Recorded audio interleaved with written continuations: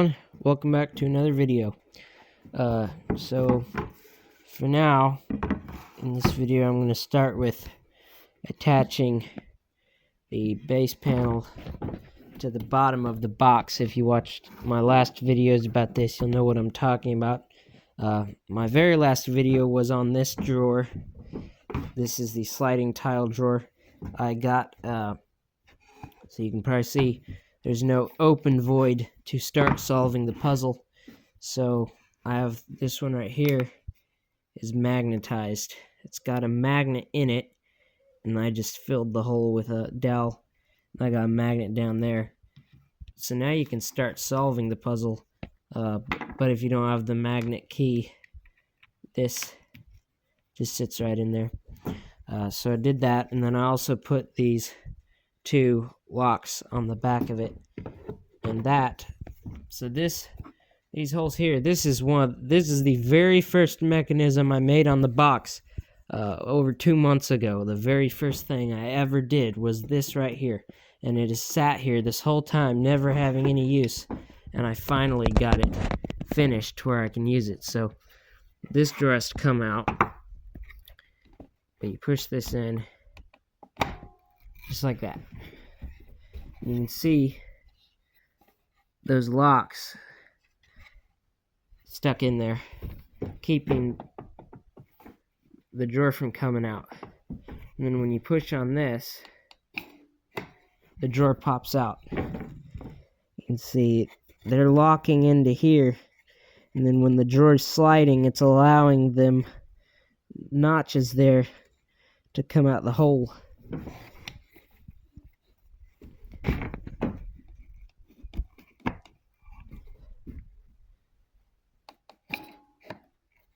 Just like that. But it works perfect how I was wanting it to. But this is not what we're working on because it is already finished. So first off, I gotta flip this upside down. Alright, so here's what's gonna look like when it's on there. This is on the base of the puzzle box. So you can see under here, there's this pin. That pin is sucked in by a magnet. What I'm going to do is have a wooden card that slides in here that has a magnet on it. So I have to make a groove in this for that wooden card. So what I'm going to do is lay out how wide my card I want to be, and I'm going to use a router bit with a flush trim bit, the bearing on the top, not on the bottom, so that I can set up a square perimeter that the bearing can run on, and it's going to cut that square groove all the way out of here so that card can slide into it. So that's what I'm going to do. Alright, so I sanded the bottom of the puzzle box, got it all flat, marked out there, and then this is where I'm going to route out. See, it's 1/4 inch deep. So I gotta get the router set up. Alright, got it all on. I put some tape to thicken it up just a little bit. It was cutting a bit too deep. How far I had it sat down, and it's hard. This thing I've got to use a wrench to tighten it up because it's all whacked out, and I didn't want to mess with it no more. So I added some tape to raise the bit up just a little bit to get it perfect depth. But now I'm going to route it, and let's see, the bearing just will run on this, and I'll have to cut out with a chisel to perfectly square the corners. But I'll have to take this in a couple passes because it's cutting a 1/4 inch out, and I don't want to chip or anything. Okay, got it done. It's pretty rough. The router slipped a couple times and made it dip there, so I'll have to sand it all out. And then there's some pretty nasty stuff in here, but no one will ever see in there, so that'll be okay, but still not as clean as I was hoping. Alright, there it is. Card slips in there, pulls that up. I think I might cut a little half circle out of this, like a little finger hole, to when you push the card in, it's easier to get it out, and it might look a bit better, so I think I'll do that. Okay, got drilled. I just put another piece up real tight against it, put screws in it.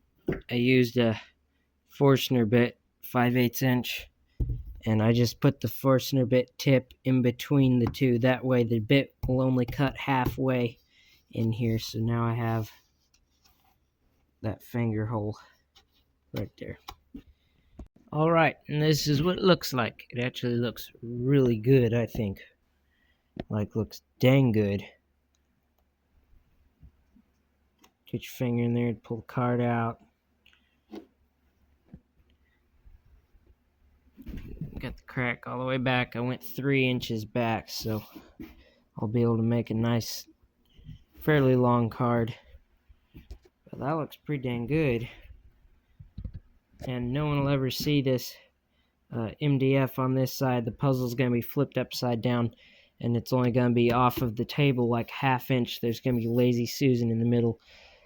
But it'll be so close to the table, they would have to be looking up with a light to be able to see any of that. And I still might try and veneer something in that. I'm not sure. But it goes on the bottom, so. Okay, so what I've done is I attached a quick grip clamp on either corner of the panel to the base of the puzzle box, so you can see this what it'll look like. And then I made a fake card. This I taped some veneer on so I have the correct thickness on the side of the magnet. So I just doubled up 2 1/8 inch magnets inside of a piece of 1/4 inch MDF. So when it goes in there, you can listen for that click, and that's opening this drawer. Take it out, the drawer clicks back into place.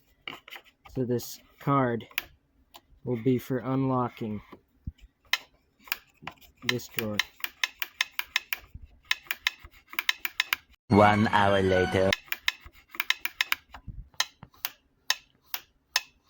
3 hours later. Okay, so now I've got that in. I need to drill under here where I want my, so right here there's going to be a 1/4 inch all thread dowel going down through the bottom. That way I'll have a key that's threaded that will thread into that all thread, and there's going to be a bar coming up from that all thread into another drawer up top here. So when you unscrew that, that drawer is going to pop out. But I have to make the hole in the bottom first before I can even start working on the second layer. So once I get this hole done and the base panel fitting to the bottom of the puzzle, I'll be ready to start on the second layer. Okay, so I drilled this top hole in the base, and then I drilled another hole through it at a 1/4 inch off of the puzzle box. Now I've clamped it down to exactly where I want it. I'm going to drill through this, through the base of the box, so that I know where in the box to start placing the interior components.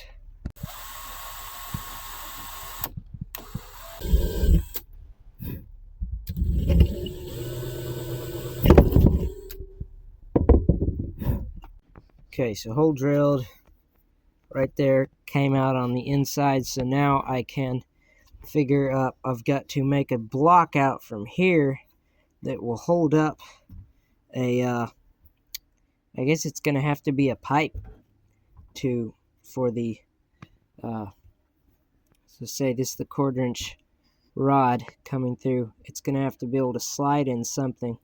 So I either need to make a piece of wood that goes there that's got a hole, or I'll have to buy some pipe, either that be copper tubing, or I've got some of this stainless steel tube, but it's 1/2 inch, so it's way too big for this. I need 1/4 inch interior size, so I'm gonna have to figure out something to do with that. Puzzle box is still sitting on a bench right now, and I still have a lot of work to do to it, and I don't want the bottom getting all beat up.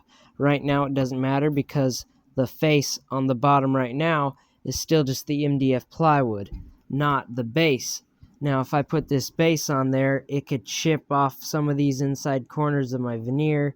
I could mess up this part, which is basically finished, and I don't want any of those corners being chipped off or scraped because I have very thin veneer on this.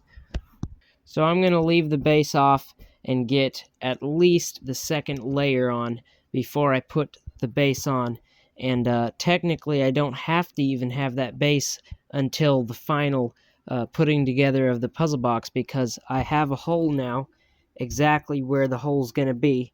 So I could build all of this just as long as I have my all thread hanging out the bottom the right distance to be able to come out of here, and I want it to come out at least 1/8 of an inch out of this hole, but not be sticking up past. But yeah, I guess that's it for this video. We cut the slot for the key card to go in, cut the little finger hole thing there too, and I cut the hole for the all thread to go through that connects to the second layer of the puzzle box that goes into one of the drawers.